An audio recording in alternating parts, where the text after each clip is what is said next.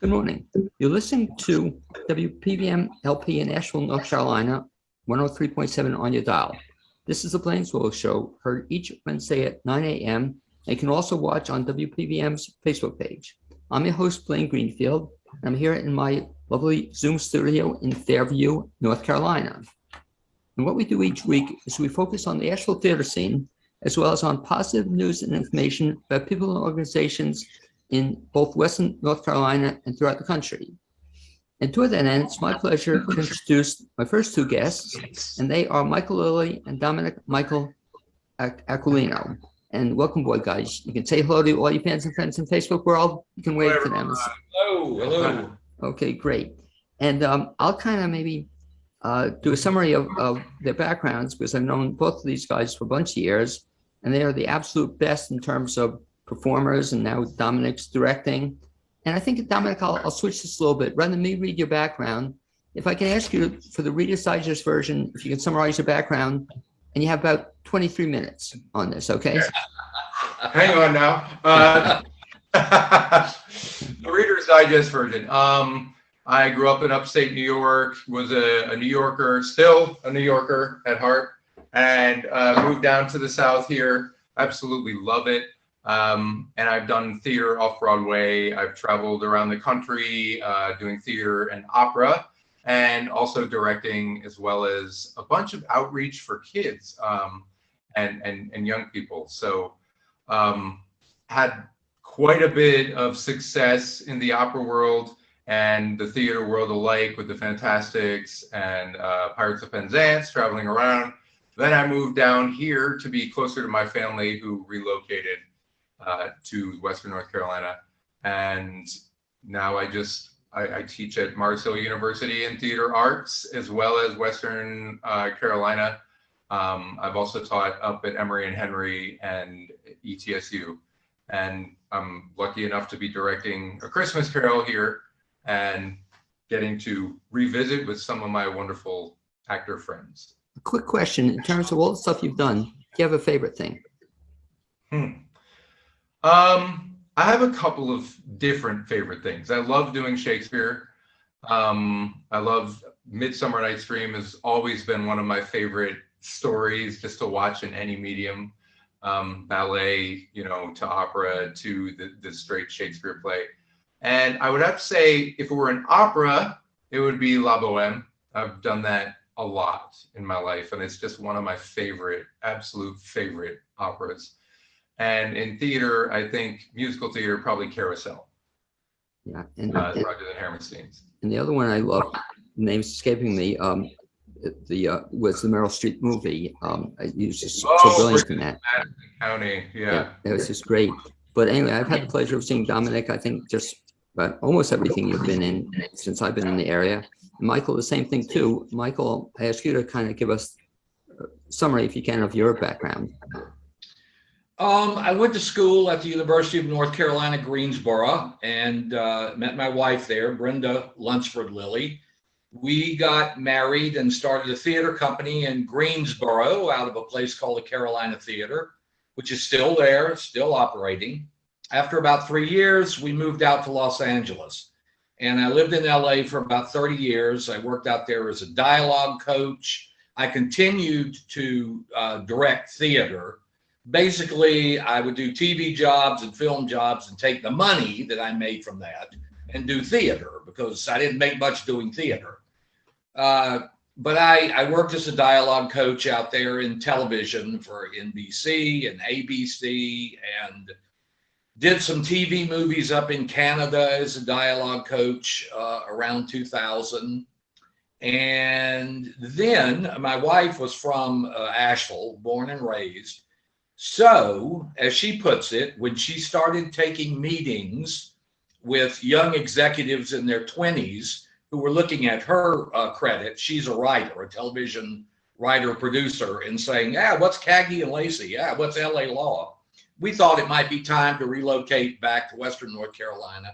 We moved back here in 2004, and I've been directing plays and acting since then. Worked for Parkway, Hart. This is my first time working for SART, and I'm very excited about that. Asheville Community Theater, Different Strokes, some theaters in Greensboro, theaters in Raleigh, theaters in Wilmington. So I'm still, I'm still at it. Still at it. The question, Michael, I always ask people who are directors, and Dominic is as well. But do you have a preference, acting or directing? I think I probably like directing only because one of the people that I worked with in television was Charles Nelson Riley, and I asked him that question because when I worked with him, he was working as an actor, but he had also started directing a lot of television. And I said, well, Charles, what do you prefer? And he said, oh my God, I prefer directing because, you're not coming down the stairs to make an entrance and going, oh, I've got the wrong pair of socks on. Well, the other thing, Michael, and you so impressed me with that one-man show you did, is that nice thing I guess about directing, you don't have to quite memorize, the parts you had. Especially that I don't know if that was your biggest part you ever had, but that one-man play you did, which that was pretty demanding part. Did you see the film? There's the film. Yeah, you sent me. The film was really good too, but I love seeing the play, and that was a challenge for you. I mean, I imagine it was a challenge to be a one-man, play. It was. It absolutely was. But it's exhilarating, because you're basically out there and you're not waiting for a cue because you're the only one talking. Well, I imagine, Dominic, have you ever done any one-man plays? I have, and Clara Ray-Burris, my wife, we've done a 2-person musical. It was about 3 hours long as well. The I Do. So that you do have to wait for cues, and we have a famous story with that one where I dropped a line and I went off stage because there was no one backstage. She was just like, and there I sat waiting for him to come back. So I guess in that regard, one-man shows are a little bit more relieving, but also demanding. Well, I think I told Michael that the reason I got a kick out of seeing him in the one-man play is because the nice thing about it, you can blow a line and nobody knows excepting you or the director, maybe, Right. So I didn't know. And I have to compliment you, Dominic. I hate to say which one is my favorite role you've had, but I Do was up there. You just love that show. It's one of my favorite shows. Anyway, enough about the past. Let's talk a little bit about now what you guys are doing upcoming. And I'm so excited that you guys are in a Christmas Carol, and talk a little bit about that. How did Sart choose that play? Say that again. Sorry. Why did Sart choose Christmas Carol to do? I think they chose Christmas Carol before COVID happened. They were just thinking we needed a classical, theater piece that everyone would love. And then they had this adaptation by Dwight Childs, who's also a good friend of both of ours and that we worked with, who adapted it for Montfort Park players a number of years ago. And I think they just kind of wanted to kind of lift that production up, or lift that script up, as well as kind of have something that the audience could know exactly what they're coming to see. I don't know if this is still the case, but a couple of years ago, A Christmas Carol, whatever version you want to talk about, was the biggest moneymaker for theaters. Really? Period. Non-professional theaters, professional theaters. There's a theater down in Raleigh that does a production of a Christmas Carol, Theater in the Park, and they fund their entire season off of A Christmas Carol. Well, hopefully that'll be the case for Sart, or we'll do well with it in terms of. That's really interesting. But it's funny you said that, Michael, because as you're talking, I'm thinking of the movie, and still my all-time favorite version. And help me with the name, Alistair Sims. What's his name? Alistair Sims. Right. And that was once I saw that, it was hard to top that. So you talk about that because you have some big shoes to fill, right? That's your role in this. Yes, I'm playing Ebenezer Scrooge, and the Alistair Sim that's my favorite, along with Jim Backus as Mr. Magoo. I like the cartoon version of it too. So I'm Well- trying to bring a little of both, a little of Mr. Magoo and Alistair Sim. Well, I was mentioning off the air though to you guys that, I mean, I think it's great you have that role. That's, I don't know, Dominic, that's a little like typecasting, you know. I told you, I saw Michael when I heard that you guys are doing the show. I saw him as Tiny Tim, you know, and so I don't know how you got him for Scrooge. We did have a discussion about that, but then we had lost our Scrooge. So Michael was the next logical choice because our Tiny Tim was just way too tall. So Okay, was that it? Michael, have you ever done this role before? I've never played this role before. No. Have you ever done Christmas Carol? Never done Christmas Carol. I've seen, probably around 7,000 productions of Christmas Carol. I've seen a lot of productions, but no, I've never been in it. I've never played Scrooge. And Dominic, the same thing too. Have you ever been involved in it? The show? Funny enough, I've been involved in it a few times growing up, but I was never in it. I was actually Patrick Stewart's bodyguard and sort of backstage helper for a production of his one-man show of this. So I lived it for about 3 weeks many years ago, and it was a tour de force, just watching him, bounce back and forth through all the roles and tell it as a one-man narrative. But it was just one of my favorite tales. I remember as a kid, just, as soon as I could watch it and then read it, imagining what it'd be like to be a part of it.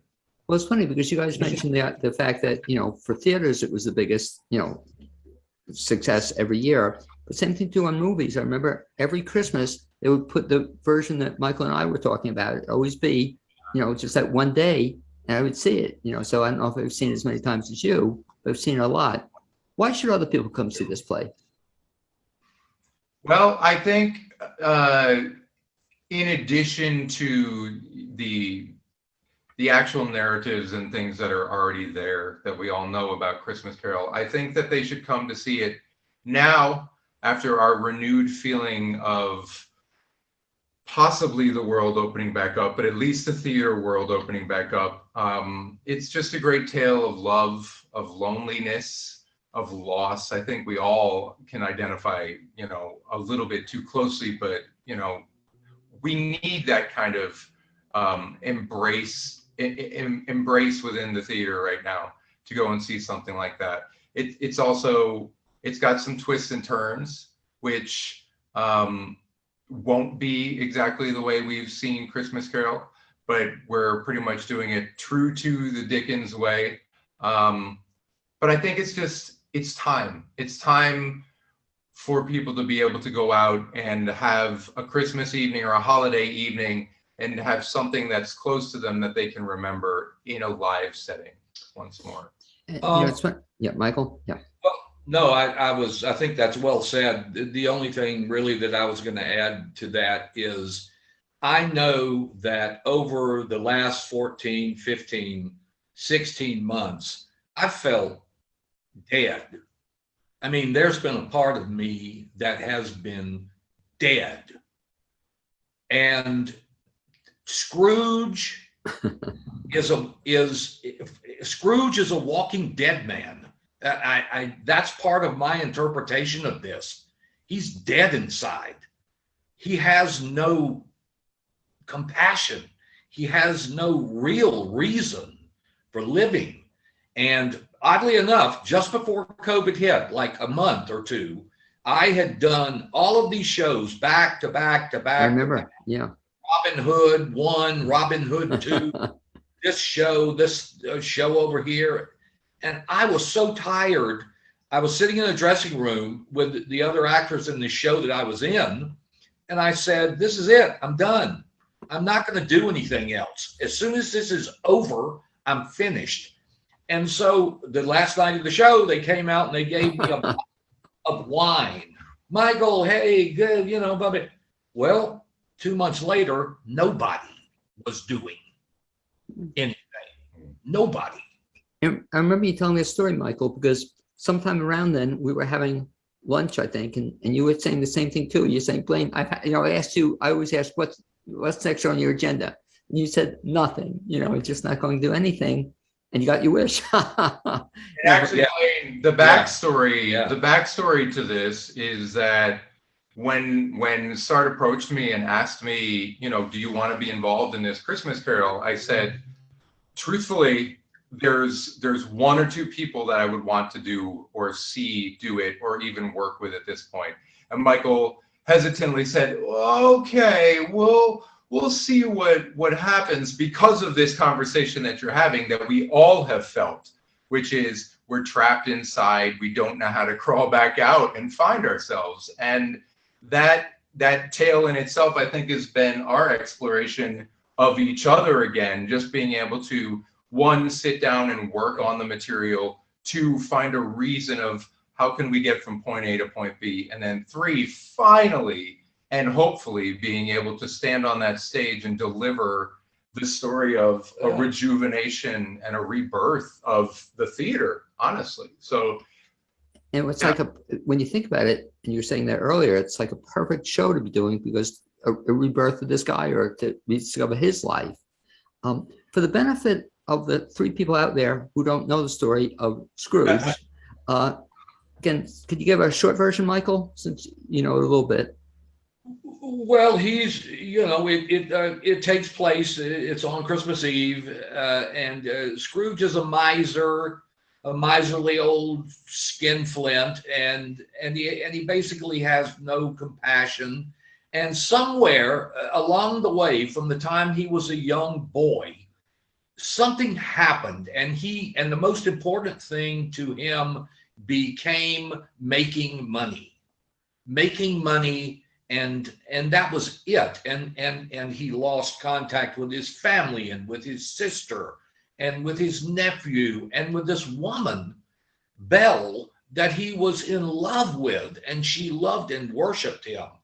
But he turned his back on all of that. And now in his later years, after he's been this empty shell of a man, these spirits come to him.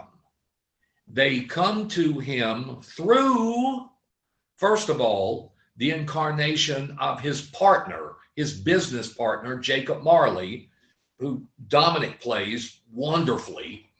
And Marley comes to him and says, I was just like you. All I did was count money. All I did was work. I never cared about anything. And look at me now. I'm chained, and I'm this spirit that walks the earth, and I can't find. You have a chance. These spirits, they're going to come. There's going to be three of them, and they're going to come talk to you. And if you listen to what they say, you might be able to save yourself. And of course, Scrooge, because he has no capacity to care, thinks, bah humbug. I'm going to bed and I'm going to wake up and it's going to be another Christmas day and they're going to be a bunch of stupid people singing and they'll all be sitting around eating turkey and I won't have anybody to come in and work, but I'll have to pay them anyway. By the way, is that in one of the dialogue? Do you get to say bah humbug? Oh, yeah, that's the two lines I know. I know those lines. He says it over and over again. And then this, and then I don't want to give away what happens. Right. It's Sure. just a story, but suffice it to say, he learns a lesson. And in our version, he learns, sorry, Blaine, but in our version, he learns a lesson so large, just a little hint without giving it away, that this story exists because, not just because of Tiny Tim living and him changing the people around him, but this story now exists for everyone to tell and make money on every Christmas. What about this show? Do you see it as being appropriate for what age, would you say? I would say probably, I don't know, 6 or 7 at the youngest. There's a little bit of spirit play and some spookiness about it, but probably nothing more than they would see on TV these days or on Netflix, to be honest. But I think that the lesson outweighs, and that's kind of what I remembered as a child, that I was scared by the Ghost of Christmas Future and that there were some really creepy things. But then you realize what is the light after the darkness, even as a small, small child. And I think that is a very valuable lesson for them to learn as well, just to see it in front of them.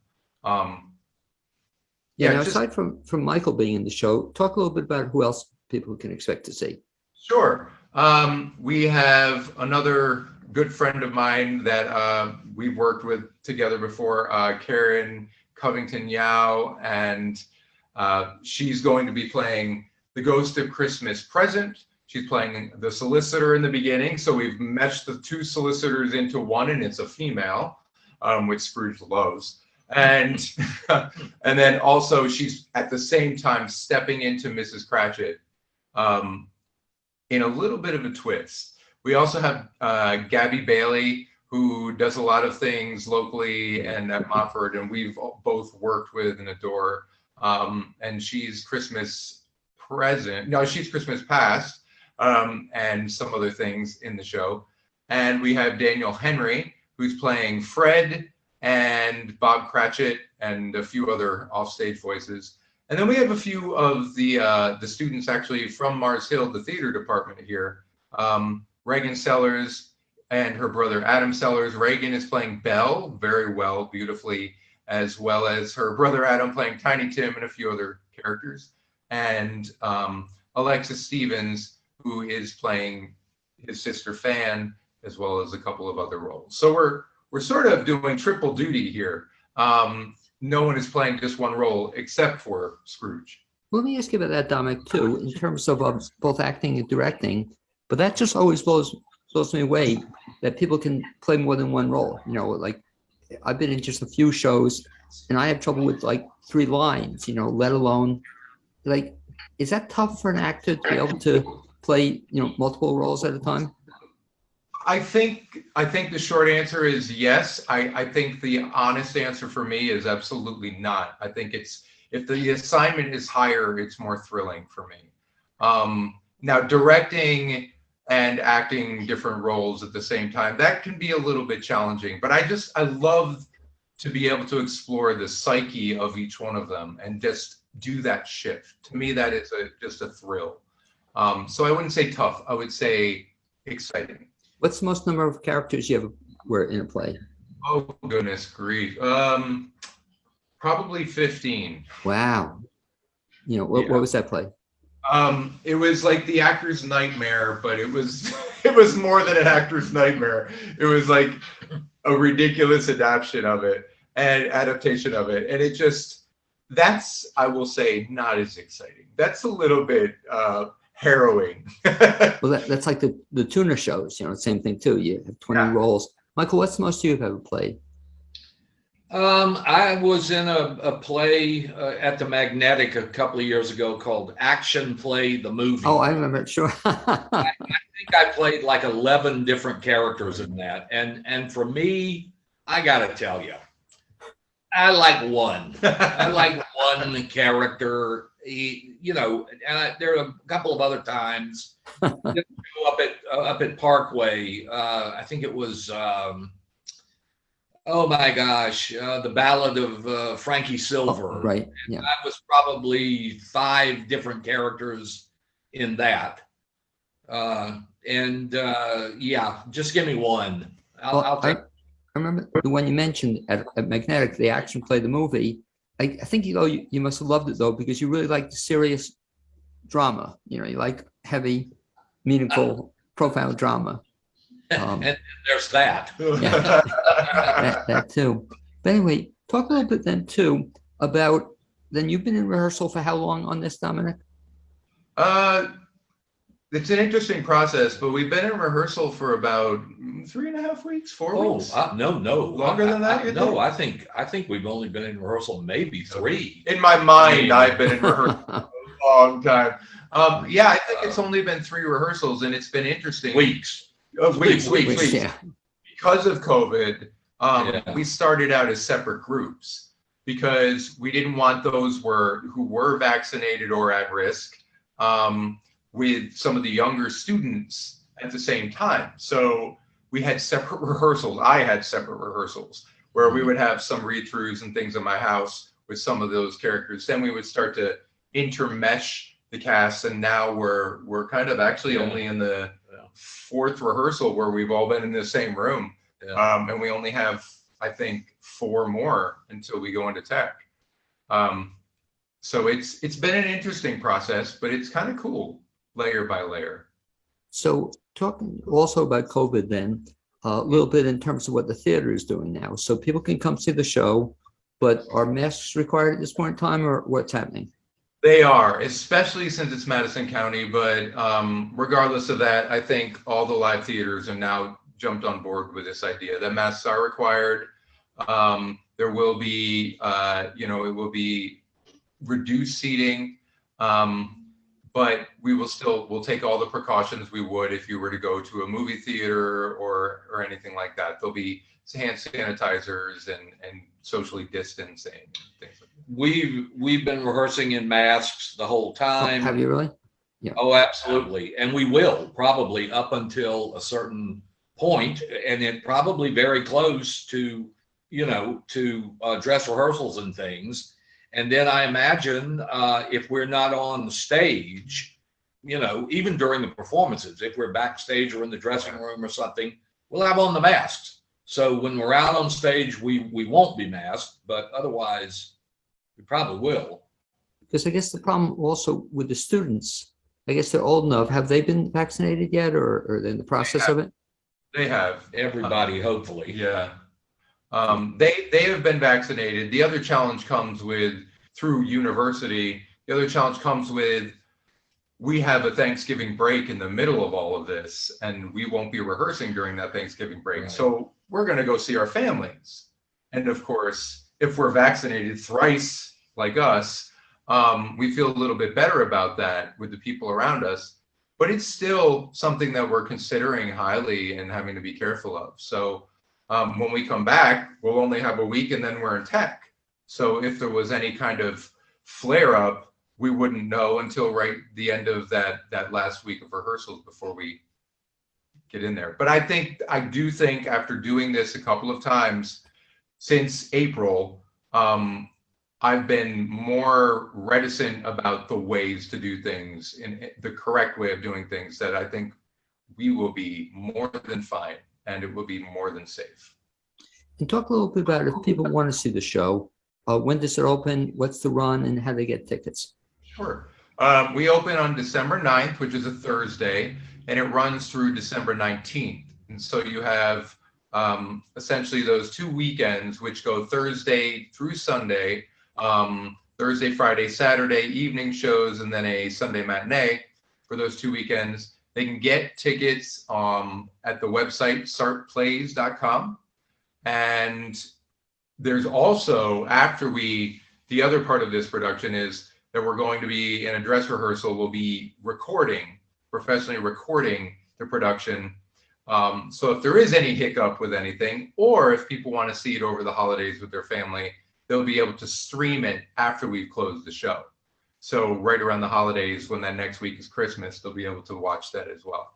And I think that's very exciting, because I don't know how you feel, Michael, but I wish more shows were available streaming as well. Not just local theater, but even local theater. I think it's great that people, if they can't get there, will have the opportunity to see it.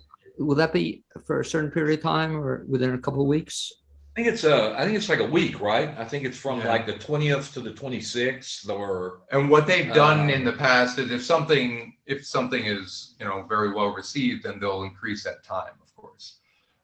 The other thing is, if weather becomes an issue suddenly, it's also a really good way to hold it together if they can't get out for the weather. So.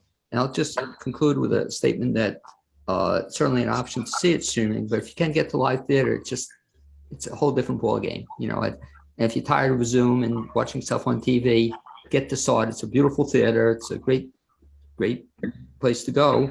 And just one more time, Dominic, the dates of the show and the website, if you would, please. Sure. December 9th through the 19th, Thursday through Sunday, and the website is sartplays.com, sartplays.com. Okay, and I thank you both for being my guests this first half hour on the Blaine's World Show. I look forward to seeing you in Christmas Carol and hopefully a bunch of things afterwards. Thanks, guys. Happy holidays. Be well. You too. Okay, speak to you soon. Okay, and I kind of have these guys disappear. We'll see if I can make them disappear if I can. I think I can. And as they are working their way out of the studio, I'm going to have our next guest come join us in just a second. And I'll be talking as she's joining us. I think she's with us. We're asked to, there she is. Okay, Jenna, you with me? Yep. Okay, great. We want to see you. And as Jenna's getting set up, let me just mention that you listen to WPVM. And our mission is to foster community through programming that cultivates dialogue to inform and entertain. The station provides the medium to artists, businesses, community leaders, and nonprofits to share their voice on live radio. Listeners are invited to help support WPVM's efforts by making a tax-deductible contribution. They can do so by going to the website wpvmfm.org and looking at the donate option on the upper right-hand side. And next, I'd like to welcome our second guest to the show today, and she is Jenna Kranz. And Jenna is the founder and executive director of a group called Uncomplicated Kitchen.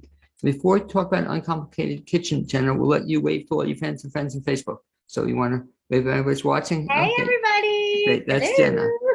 And I'm really excited to have Jenna come on board because this is an organization I don't know anything about. And so I just mentioned that Jenna says she has a healthy obsession. I love that with food. So you could have worse obsessions. Food I eat and the food that others eat.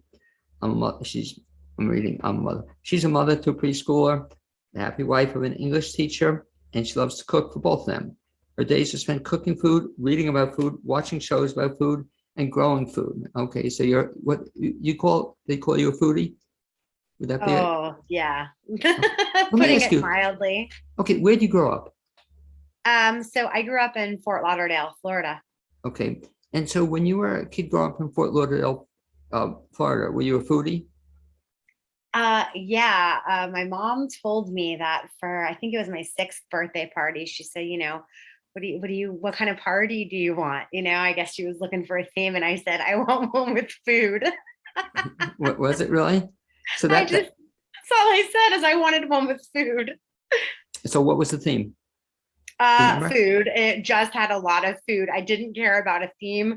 I just remember specifically loving vegetable trays with dip. That was my favorite, and I had to have that. Well, then I assume too. So was your mom like a good cook? Actually, my mom does not cook.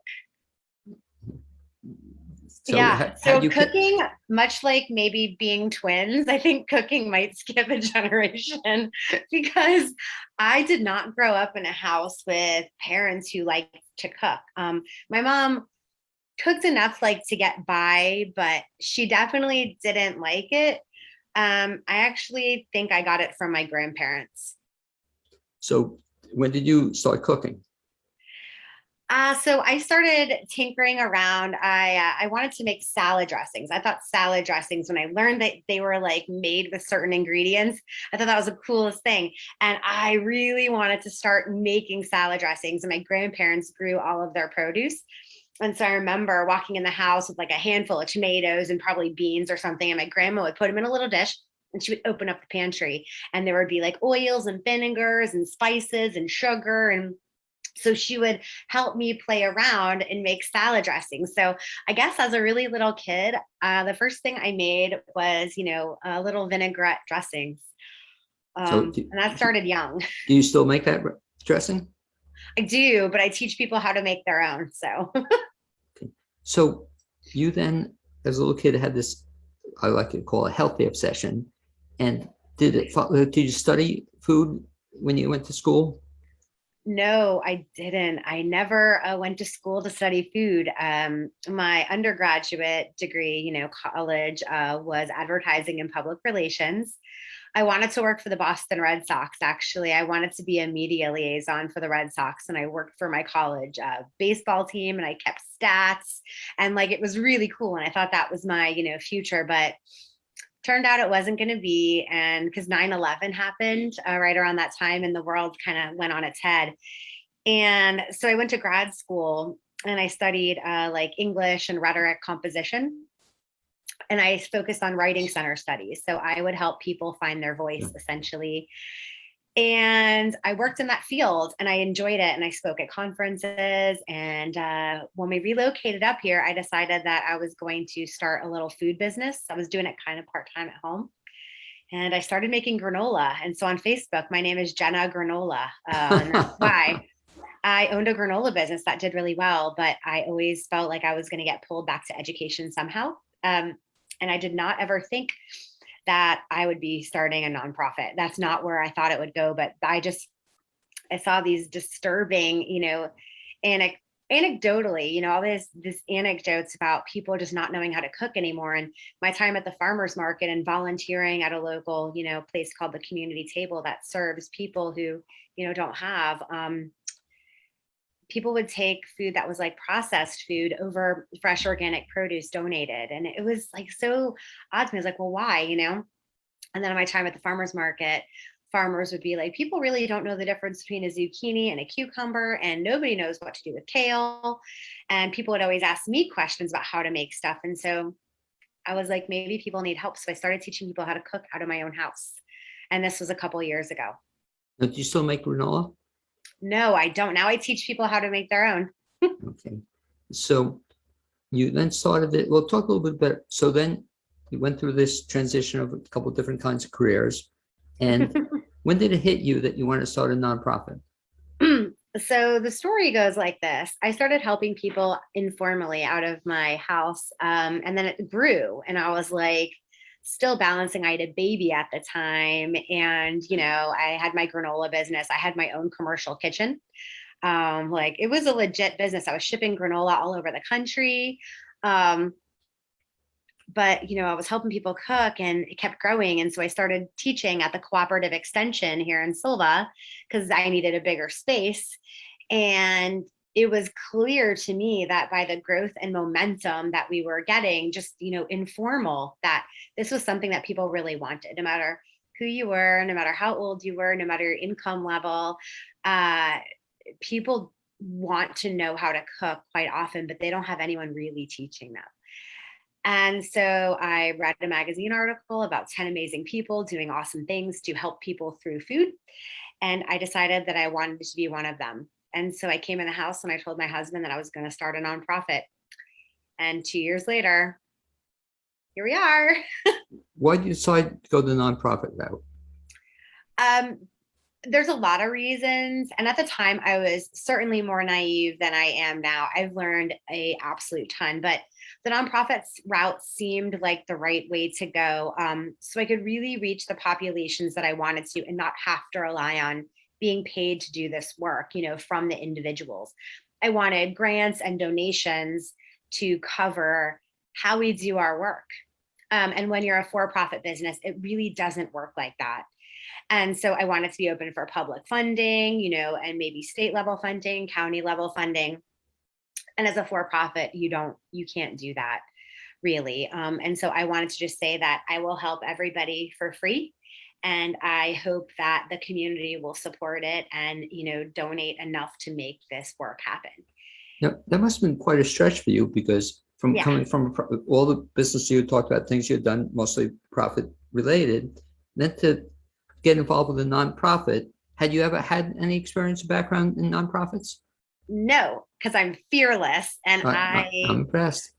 I have no problem saying this is what God, Mother Nature, and the universe is calling me to do. And I'm just going to trust that I'm in the right place. So talk about then, and I love the title, and we'll talk about that as well, how you came up with it, but great name for a nonprofit for anything. Uncomplicated Kitchen. Mm-hmm. Is that it? How'd you come up with that name? Oh gosh, this is really funny. So my best friend, who's still down in Florida, she's actually on our board of directors as a she's our marketing expert now. But I remember telling her, I need a name for this thing. It doesn't have a name. We're teaching all these people. I'm like, I don't even have a Facebook page because we don't have a name. And it took us forever. And we were joking around and going back and forth about names. And nothing ever stuck. And one day, I think I was just explaining it as I want it to be simple. I think cooking should be uncomplicated. And I was like, oh, that's it. And there was this sweet little alliteration, Uncomplicated Kitchen. It just felt, and I searched and it turned out there was nothing by that name. And so that's how it got the name. And I designed the logo and I was like, oh, that's it. There it is. Well, even when you tell people about it, I'm going to put you on the spot and have you tell about it in a second. But just the minute I heard about it, I said, wow, what is it? I had no idea. The person who introduced us told me about Uncomplicated Kitchen. And I said, I said, what is this? What's an Uncomplicated Kitchen? So great name for it. Now I'll put you on the spot. So as you're explaining it to, the infamous elevator pitch, you meet somebody for the first time. So, hey, I talked about what I do. I'm on the radio. You're involved in something called the Uncomplicated Kitchen. What is it? Uncomplicated Kitchen is a 501c3 nonprofit that respectfully and politely disagrees with the classic definition of food security. Food security is classically seen as having access to nutritious food. We, though, feel that access is not enough to make people food secure. There is a major educational component that's missing. So if I give you this bag of beans and this dry rice, does that mean that you're food secure if you can't turn that into a meal that you're, happy to eat? Maybe not, right? You might still be going through fast food drive-thrus, eating frozen pizzas, and making choices that might not be the best for your finances or your health. And so we believe that food security is not only having access to nutritious food, but it's about teaching people what to do with it and providing them with the kitchen tools if they don't have them. And we think that this is something that, everybody could use, no matter who you are. Well, you raised such a good point, and you know the statistics better than I do, but you hear about people saying that they spend their money on a lot of crap, as opposed to good stuff. And I guess because they've never been taught that the good stuff is available and it can be made, right? From, I guess, a lot of times from scratch.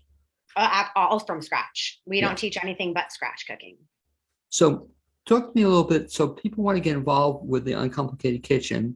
You have courses, you have, what does it mean to get involved with you folks? So lately we've been getting this question a lot. So the ways people can get involved, of course, take our classes. If you go on our website, you'll see that there's free classes that you can take. I teach on Zoom every Thursday night at 5:30. This week we're making pumpkin spice cheesecake. Last week we made black bean stuffed sweet potatoes with avocado lime crema. We're always doing something that relies heavily on pantry staples, plus the inclusion of fresh ingredients. People can also volunteer with us, but I ask that people spend time taking our classes and getting to know us before they figure out what it is that will fulfill them as a volunteer. Another way people can get involved is to donate to support what we do. We are not heavily grant funded. We are funded by the people. We are a completely grassroots nonprofit that works to serve all of our communities, and we don't want to charge anything. So donations are how we go. So if I take the course via Zoom, and by the way, since we're talking about it, the website again is what, please? Uncomplicatedkitchen.org. Okay, pretty easy to remember. I sign up for the course. How long do the courses run? Just a one night thing? Yeah, it's an hour and a half from 5:30 to 7. And before that, several days before, I send you your shopping list and your link to the Zoom room. And then if you have any questions about shopping, and people sometimes do, they will ask me, they'll email me, text message me, whatever. And, I answer their questions, and then we cook together. And some people have been cooking with me for a year and a half every single week. Very exciting. How are you getting large numbers of people starting to take these courses? Yeah. So now we teach for other agencies and organizations as well. So it's not just my once a week class. Sometimes I teach 5 classes a week. I teach all age levels. I partner with Jackson County Public Schools. So I not only have worked with students of all ages, but I've worked with their kitchen staff. We're helping them sort of, maybe recreate some recipes, healthy and nutritious vegetarian recipes that everyone will enjoy. Can folks take just one lesson for the night, or they have to sign up for all 5 or 10? Nope. Is there a series? You come as you want. Some people just take a class when it's baking. Some people really like baking classes. I do keep my classes to 10 or less. This pumpkin spice cheesecake, though, we did have a lot of people wanting to sign up, so I expanded it a little bit, but I really like to be able to interact with everybody that cooks, and I want to see what they're doing. And so we do cap our classes. Do you do any live instruction, or now when we get back into being in person? because I was just seeing, I've just meeting you now for the first time, but I just see you'd be a fun person to have as an instructor. Because I could be wrong, but you seem to enjoy doing what you're doing. Oh my gosh. I wake up every day excited to do my job, and I go to bed every night thankful for the opportunity to do what I do. It's the best. So I'm out of all the exactly stuff, where I'm supposed to be. out of all the stuff you do, and certainly do a lot being in charge of a nonprofit, the cooking demonstrations, the speaking to groups. Do you have a favorite thing you do out of all this stuff you do? Oh boy. I think one of my favorite things to do is take recipe suggestions from our students and see if I can simplify them and create them in an affordable way with ingredients that are very accessible to us where we live. Because I serve people who get their food from food pantries, and I serve people who can shop at Whole Foods. Food is the great equalizer, and we all come together in the spirit of community to cook. So I love to take these recipes and make them accessible and simple for all. Like I'm going to be doing in December, I decided to do an unstuffed wonton soup, because we don't have to spend all day stuffing these little wontons and making these little dumplings. So we're going to make the filling. We're going to make the filling out of whatever you want to make it, from shrimp to pork, the chicken to beef to vegetarian options. And we're going to make the broth, and we're going to drop those wonton wrappers right in just as if they were noodles. And, people wanted to learn how to make that. And I'm like, let's see if we can do this in an hour. Now, at So your I love household, doing that. you're doing other stuff. Does your husband do any of the cooking? Oh, yes. He's a wonderful baker. He does almost all of our baking. Oh, and does he do some of the teaching? Yes, he teaches our baking classes. Okay. And how about you? Now, your child is what, 3 years old? Yeah, she's 3.5. But will they be doing baking? Will they be doing cooking? Yeah, Josie participates as often as she wants. I always encourage people to get their whole family involved. We're doing another class called Cookies and Hot Cocoa, where we're going to make a bunch of sugar cookies that the kids can help decorate. They can help make the hot cocoa, and everyone can wear their jammies. It's going to be like a jammies class. Listening to you, I'm also wondering, when do we get the Uncomplicated Kitchen cookbook? Is that coming? If somebody doesn't ask me about this at least 10 times a week, I have an interesting answer for you. You might not like it, but I've often been asked if I will put our recipes like on a blog or something. And the answer is always no. And here's why. I feel like if I were to do a cookbook or a recipe blog or something like that, I would be no different than any other cookbook or chef on TV. And since we believe that the educational hands-on one-on-one interaction is so important to improve food security, I want to keep it like that. Yeah, I probably could make money with a cookbook, but thinking, yeah. I don't know of a way to do that now that I would still feel is honoring our mission. Okay, interesting.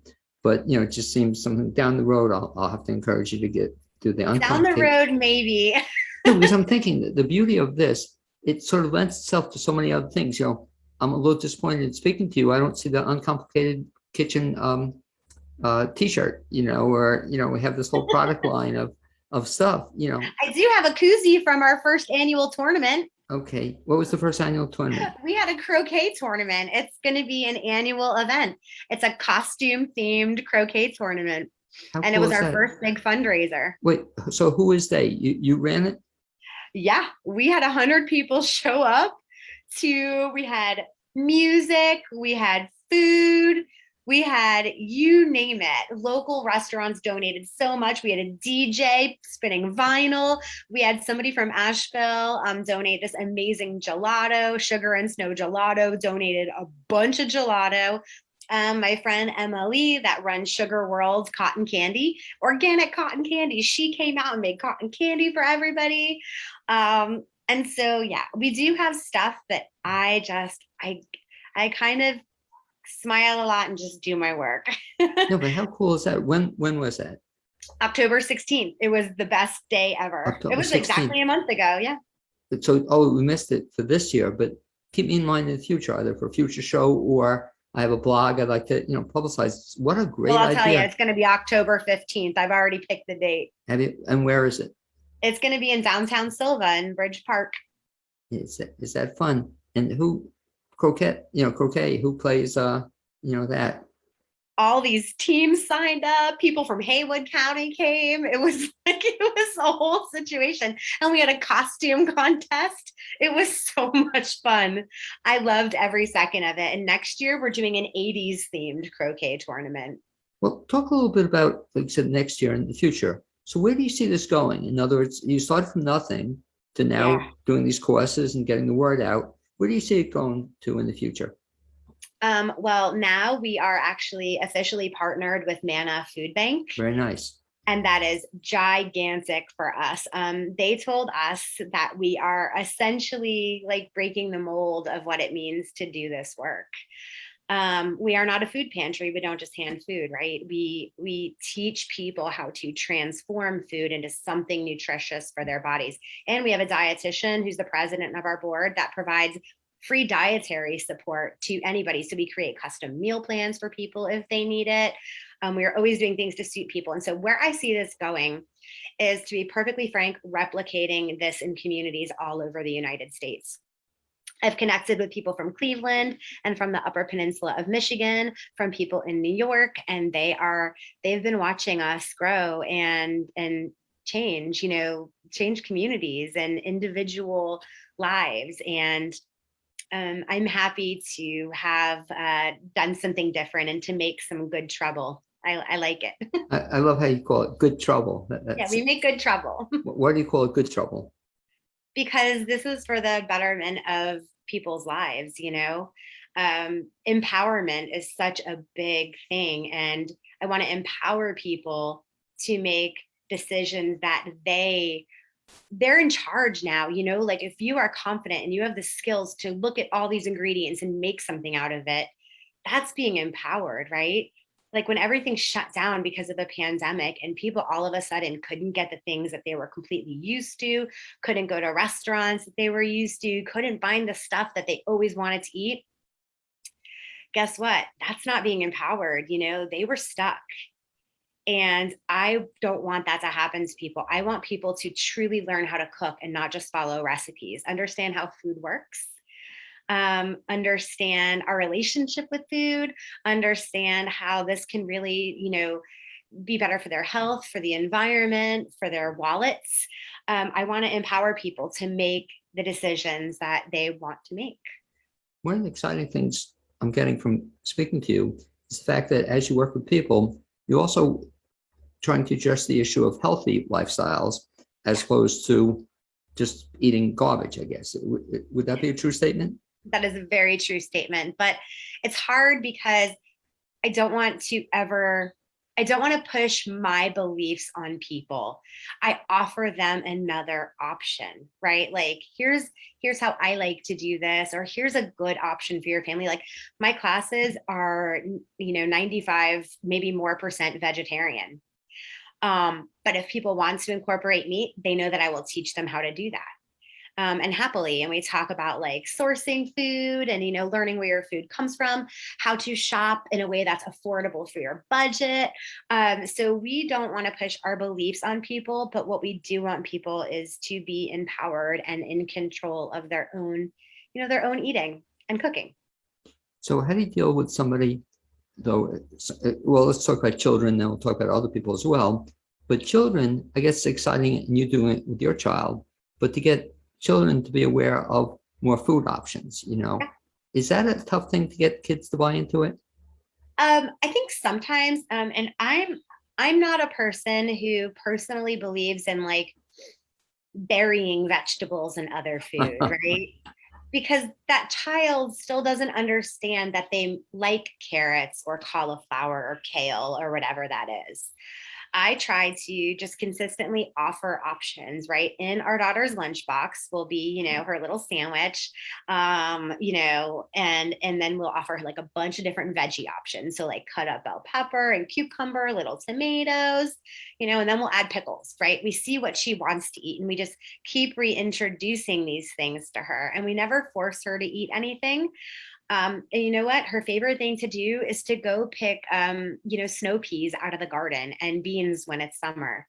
She loves to eat food right off the vine. She knows where her food comes from. And when she gets to help grow it and pick radishes and pick carrots, she's much more inclined to want to try those things because she feels like she has an ownership over it. And that's one of the reasons why we include her in cooking so much. So you grow all that stuff at your house also? Oh yeah, we have a very large organic garden. Actually, when the pandemic started, I adopted a community garden plot too, because I was afraid that people wouldn't have access to good produce because of what was happening in the stores. And so I started growing as much food as I could to give away to our community. And we still do that now. My friend Tracy and I, we share a community garden plot, and we always give fresh produce to our students when we have it. How do you deal with picky eaters? Not just even kids, but adults as well. And sometimes I have to admit, I'm guilty of this a little bit. That they don't, they've never had something like this, Right. Where I'll just decide, and it's not a good thing, but, I remember for my father, he would come home for dinner and my mother would put vegetables on the plate and he'd say he had it for lunch. That was his mantra, so I kind of inherited this. How do you get beyond the fact that somebody doesn't eat everything and try everything? I tell people, and I got this from my friend Laura, who's the head of nutrition for Jackson County Public Schools. She also is the mother, she has 2 boys, and she told me this thing called the no thank you bite. Try it once. You're not allowed to make ugly faces. Like, we don't want any ugly faces. We don't want any blech. Try one bite. And if you don't like it, you can say no thank you. And I do the same thing with adults. Actually, it's so funny. I like it. I went and taught at Jackson County Public, all 40 cafeteria workers, all 40 of them. And we made a bunch of vegetarian meals. We made black bean burgers. We made a vegetarian pasta dish. We made a massaged kale salad with garbanzo beans and a homemade vinaigrette. And then we did baked peaches with vanilla ice cream. And except for the peaches, I heard many times they're like, I don't want to eat beans. I don't want to eat kale. This is what adults always tell me. And this is just one group in particular that was so funny. They were like, they weren't so sure, right? This group of adults was like, I'm not sure. Like, this does not, right? Like, and I hear this all the time, right? Like, where's the other stuff? And this is a group of 40 people looking at me. And I'm like, just try it. We're going to make it and just try it. Do you tell them, wait, you tell them that? I love that line. Was it no thank you? Do you tell them that also? And I think Laura might have told him that because she's like, just try it. Like, we're going to make this together. It's going to be good. And some of the people were super excited in the room, right? Because they like love kale or love beans. But there's always those people who are like, in every class, I always get the, I'm not going to like this. And then after that class, we all sat down and ate together in the cafeteria of the high school we were at. And the overwhelming, actually, everybody that I saw eating was nodding their head with enjoyment. And people were like, I had never liked beans until now, or I always thought kale was going to be terrible until now. And this isn't just like the people from this cafeteria. This is something that happens like all the time. But that happened to be my largest audience of people that had all different, food preferences, and everybody liked it. And that was like such a solid win. So people think that they're picky eaters, but usually if you can get somebody to try a bite, my husband included, if you can get even him to try a bite of something, because he hates tomatoes, and I'm like, just try it. And sometimes it works out. It's just not forcing people, it's just like my friends from the cafeteria staff. They were so awesome and willing to try new things.